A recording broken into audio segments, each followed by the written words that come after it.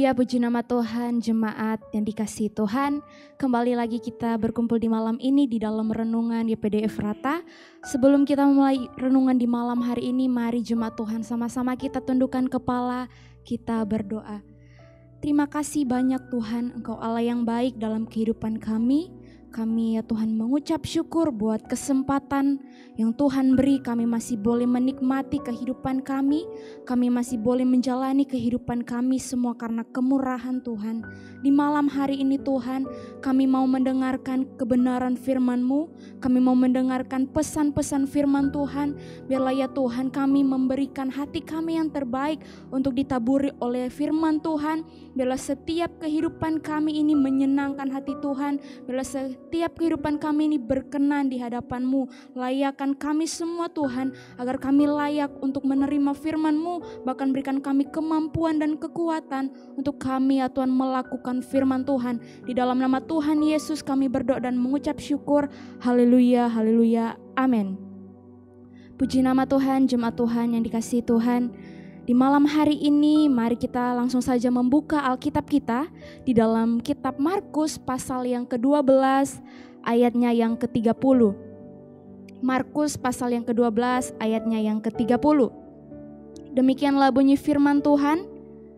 Kasihilah Tuhan Allahmu dengan segenap hatimu dan dengan segenap jiwamu dan dengan segenap akal budimu dan dengan segenap kekuatanmu. Puji nama Tuhan. Saya percaya firman Tuhan ini sudah tidak asing lagi dalam pendengaran kita karena ini sering dikhotbahkan. Tetapi mari kita sama-sama kembali belajar merenungkan firman Tuhan. Nah, jemaat Tuhan, di dalam kitab Markus pasal yang ke-12 ini menjelaskan bahwa ada 4 syarat dalam kita mengasihi Tuhan. Yang pertama dengan segenap hati, yang kedua dengan segenap jiwa, yang ketiga dengan segenap akal budi, dan yang keempat dengan segenap kekuatan. Nah jemaat Tuhan, kata segenap ini artinya sepenuhnya, seluruhnya, semuanya atau seutuhnya jemaat Tuhan. Yang ingin kita sama-sama belajar pada kesempatan kali ini yaitu bagaimana kita mengasihi Tuhan dengan segenap hati. Mengasihi Tuhan dengan segenap hati. Di dalam Yohanes pasal yang ke-14 ayat yang ke-15, jemaat Tuhan boleh baca di rumah bahwa orang yang mengasihi Allah adalah orang yang melakukan kehendak Allah. Di dalam Yohanes pasal 14 ayat yang ke-15 berkata bahwa orang yang mengasihi Allah adalah orang yang melakukan apa yang menjadi kehendak Allah. Dalam melakukan kehendak Allah jemaat Tuhan ada syaratnya, yaitu apa? Dengan segenap hati. Dengan segenap hati. Mengapa mengasihi Allah harus dengan segenap hati? Mengapa mengasihi Allah harus dengan sepenuh hati? Di dalam kitab Alkitab berkata bahwa karena hati itu pusat seluruh kehendak manusia. Karena dari hati itu pusat kehendak manusia. Karena dari hati itu timbul segala pikiran jahat, perbuatan-perbuatan yang melanggar setiap kehendak Allah. Apa yang kita katakan, apa yang kita ucapkan, apa yang kita lakukan, itu sumbernya dari dalam hati kita. Kalau hati kita benar, maka apa yang kita perbuat itu juga benar jemaat Tuhan. Karena pusatnya itu hati kita. Demikian sebaliknya. Kalau hati kita tidak benar, maka apa yang kita lakukan juga tidak benar. Makanya mengapa firman Tuhan katakan mengasihi Allah adalah dengan segenap hati. Hati yang seperti apa?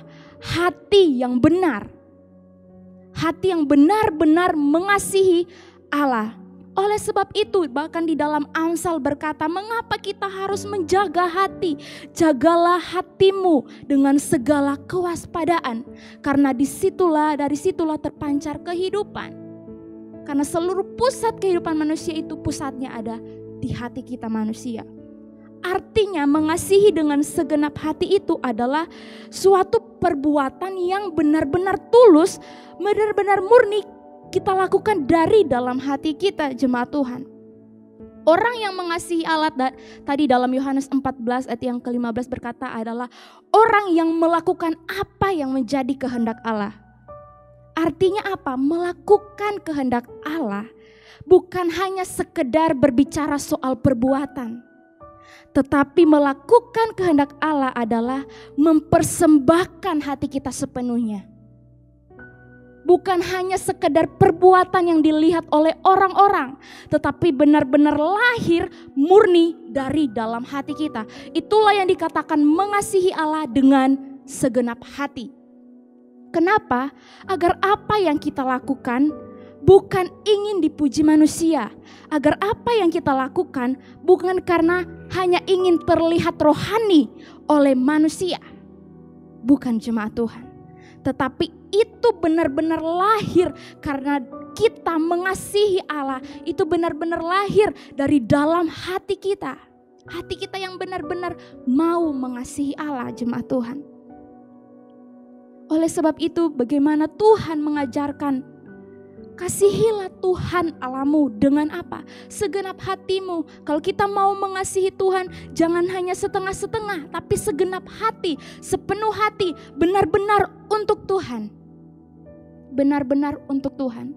Kalau kita melihat kisah di dalam Alkitab, seorang muda yang kaya, dia berkata bagaimana agar dia dapat mendapat bagian di dalam kerajaan surga.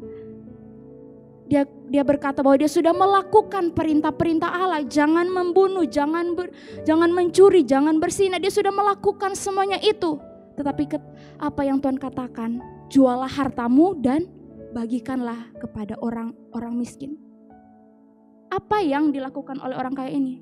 Dia sangat sedih karena hartanya sangat banyak. Apakah sudah sepenuhnya dia melakukan apa yang menjadi kehendak Allah?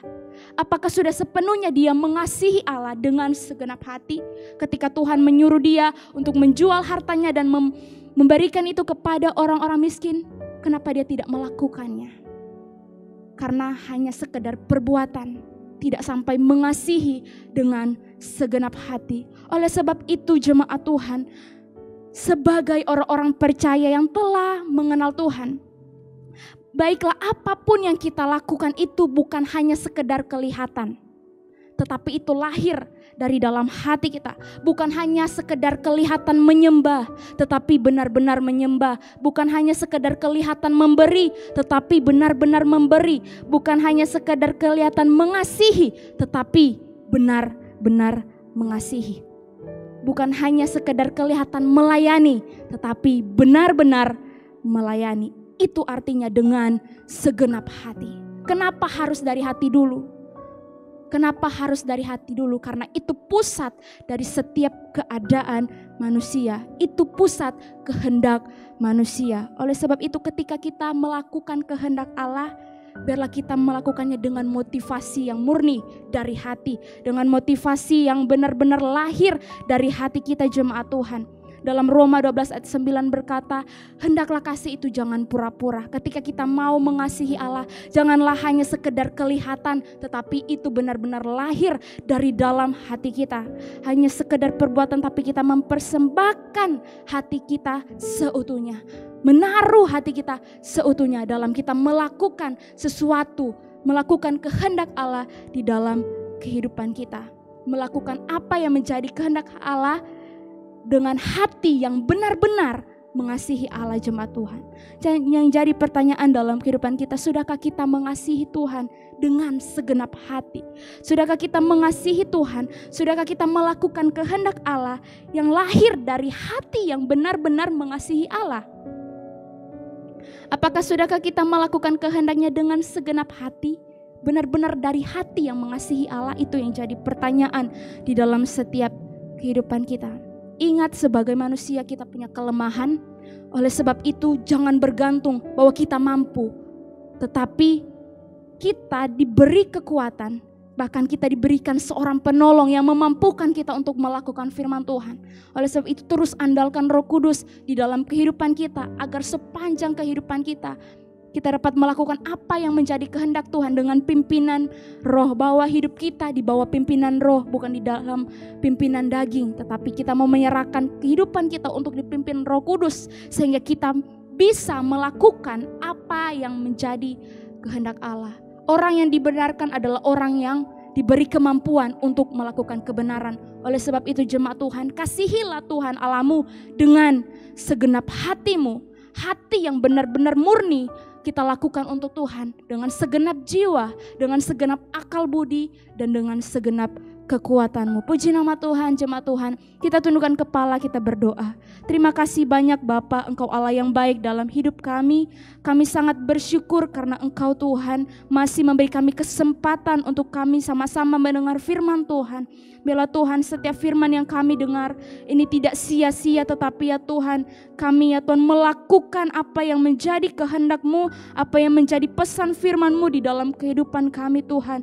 Biarlah Tuhan Engkau yang memampukan kami dalam kami melakukan apa yang menjadi kehendak-Mu Bapa. Sebab kami sebagai manusia kami terbatas, tapi kami hanya mengandalkan kekuatan yang daripada Roh Kudus. Oleh sebab itu terus pimpin kami dalam kebenaran kepada kebenaran Tuhan, agar hidup kami benar-benar layak di hadapan-Mu. Terima kasih Bapa, terima kasih. Kami berdoa bagi bangsa kami, Engkau memberkati bangsa kami Tuhan. Bahkan Tuhan pulihkan kondisi dan keadaan bangsa kami, karena kami percaya ada jalan keluar ketika kami berdoa, ada jalan keluar ketika kami mengandalkan Tuhan. Tuhan pasti memberikan jalan keluar yang terbaik, Tuhan pasti memberikan solusi yang terbaik bagi masalah yang terjadi di tengah-tengah bangsa kami. Terlebih Tuhan, kami juga berdoa bagi jemaat-Mu, bagi ya Tuhan hamba Tuhan di tempat ini, Bapak Gembala beserta sidang jemaat yang ada. Tuhan juga memberkati dengan kekuatan, dengan kesehatan yang daripada Tuhan. Dan biarlah seluruh kehidupan kami benar-benar melakukan kehendak Tuhan. Di dalam nama Tuhan Yesus kami mengucap syukur atas renungan di malam hari ini. Haleluya, amin.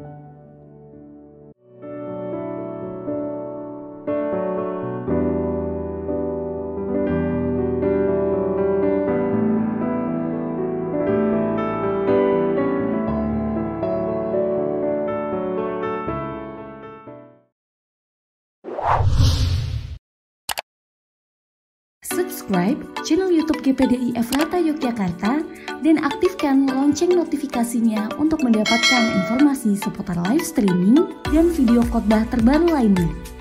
Tombol subscribe berada di kanan atas channel kami dan jangan lupa klik tombol loncengnya. Tuhan Yesus memberkati.